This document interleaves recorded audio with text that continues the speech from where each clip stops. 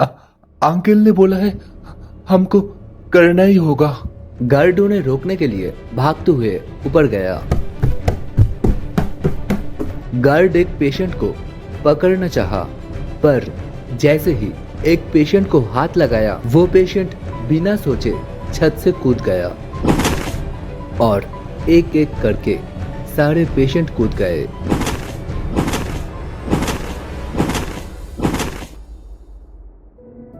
सुनते रहिए स्टोनअप की अपनी कहानी प्रेत तंत्र।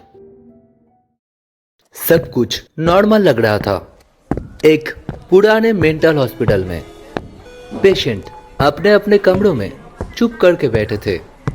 कोई पेशेंट दीवारों पे लिख रहा था, कोई अपने आप ही हंस रहा था। एक पेशेंट तो बस दीवारों को ही घूर रहा था, जैसे वहां पे कुछ लिखा हो और वो सिर्फ उसको ही दिख रहा हो। डॉक्टर एंड नर्स पेशेंट का रूटीन चेक कर रहे थे। खाने का वक्त हुआ तो सब पेशेंट एक साथ कैंटीन में गए, पर थोड़ी देर में सब हवा बदल गई। एक ऐसा सन्नाटा छा गया जैसे सबकी सांसें रुक गई हो। और तब हॉस्पिटल के मेन हॉल में एक आदमी आया। सब पेशेंट उसको देख के कांपने लगे। उसका नाम था रमेश। कोई पेशेंट जोर से चिल्लाया, कोई पेशेंट टेबल के नीचे छुप गया और थोड़ी देर बाद सब चुप। दूसरी तरफ एक डॉक्टर एक वार्ड में एंटर हुआ। अंदर अंधेरा था, रूम खाली। वो बस पलटने ही वाला था, एक ऐसी चीख सुनाई दी। डॉक्टर बैल्कनी की तरफ भागा और देखा एक पेशेंट नीचे गिरा पड़ा है। सर फट गया था, खून का लाल धारा बह रहा था। पेशेंट तड़प रहा था और धीरे धीरे उसकी आंख बंद हो गई। डॉक्टर भागते हुए नीचे पहुंचा और लाश को देख के जोर से चिल्लाने लगा। डॉक्टर की चीख पूरे हॉस्पिटल में गूंज गई। Nurse, ward boys, chief doctor सब भागते हुए आए। तभी सबने देखा छत पर 6 पेशेंट खड़े थे। उनके चेहरे में डर था और आंखों में था आंसू। लेकिन वो पेशेंट एक ही बात बोल रहे थे, अंकल ने बोला है हमको करना ही होगा। गार्ड उन्हें रोकने के लिए भागते हुए ऊपर गया। गार्ड एक पेशेंट को पकड़ना चाहा, पर जैसे ही एक पेशेंट को हाथ लगाया, वो पेशेंट बिना सोचे छत से कूद गया और एक एक करके सारे पेशेंट कूद गए। जैसे मौत का खेल शुरू हुआ हो। कहानी अब एक दूसरी जगह खुलती है। एक आदमी आकाश, जो अपने बेटी प्रिया को खाना खिला रहा था। प्रिया पिछले 10 साल से कोमा में थी, आंखें बंद। जिंदगी सिर्फ मशीनों के सहारे चल रही थी। आकाश के आंखों में पानी थी, पर दिल में एक छोटी सी उम्मीद कि एक दिन प्रिया ठीक हो जाएगी। पर उसके दिल में एक राज था, एक ऐसा राज जो उसे खुद को भी तोड़ रहा था।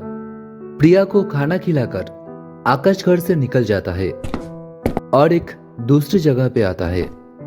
वहां पे एक बूढ़ा आदमी कुर्सी पे बंधा हुआ था।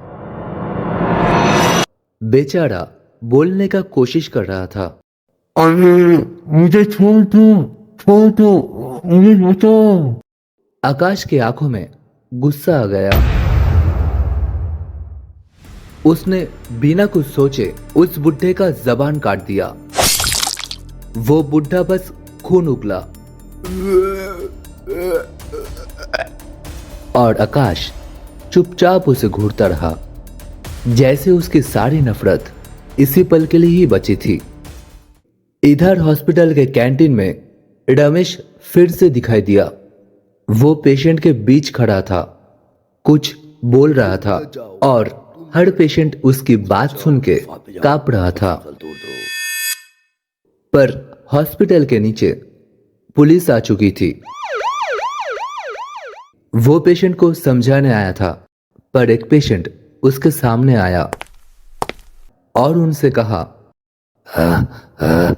अंकल ने बोला है अभिनव को ढूंढ के लाना होगा। और फिर सारे पेशेंट मिलके डॉक्टर और पुलिस को धक्का देके बाहर निकल गए। पूरा शहर उन पेशेंट्स के खूनों से भर गया। कोई रास्ते में घुस के आम इंसान को काट रहा था, कोई खुद को मार रहा था। हर जगह पे था बस मौत, और पुलिस कुछ भी नहीं कर पा रही थी। ये सारी घटना टीवी में देख के आकाश भागते हुए हॉस्पिटल आया। उसने सबको बताया कि ये सब रमेश की वजह से हो रहा है। और फिर रमेश भी सामने आ गया और रमेश कहा, मेरे बड़ा भाई अभिनव को वापस दो, वरना मैं पूरे शहर को खत्म कर दूंगा। आकाश बस ठंडी सांस लेके बोला, तेरा भाई अभिनव, उसने मेरी बेटी प्रिया के ऊपर काला जादू किया था। उसको उसने अपने जादू से बांध के रखा है। उसने मेरी जिंदगी तोड़ दी, लेकिन मैंने उसे मारा नहीं। अभी भी जिंदा है मेरे घर पे। लेकिन मैं तुमको एक ही शर्त पे वहां पे ले जाऊंगा। तुमको पहले मेरी बेटी को ठीक करना पड़ेगा। रमेश राजी हो गया और आकाश उसको लेके अपने घर चला गया। रमेश घर पहुंच के प्रिया को सही किया। प्रिया ठीक हो गया था। उसने अपने पापा को पकड़ के रोने लगा। तभी रमेश ने बोला, आकाश, ये सब नाटक बंद कर। तू पहले मेरे भाई के पास मुझे लेके चल। आकाश रमेश को अभिनव के पास लेके गया। घर के अंदर अभिनव पड़ा था। उसके शरीर सड़ चुका था और बदबू आ रहा था। लेकिन सबसे बड़ी बात, उसके मुंह में जुबान नहीं थी। रमेश का खून खौल उठा। उसने प्रिया को, जो अभी नॉर्मल हो गई थी, उसको मारने की कोशिश किया, पर आकाश पागल हो गया। वो जल्दी आके रमेश के गले में एक इंजेक्शन खोल दिया। एक ऐसा जहर जो इंसान को अंदर से तोड़ देता है। धीरे धीरे सारे पेशेंट्स नॉर्मल होने लगे। कुछ वापस होश में आया और कुछ बस हमेशा के लिए खो गया। पर आकाश नहीं रुका। उसी घर पे अभिनव के बगल वाले कुर्सी में रमेश को कस के बांध दिया और रमेश के हाथों के एक एक उंगली को काटना शुरू कर दिया।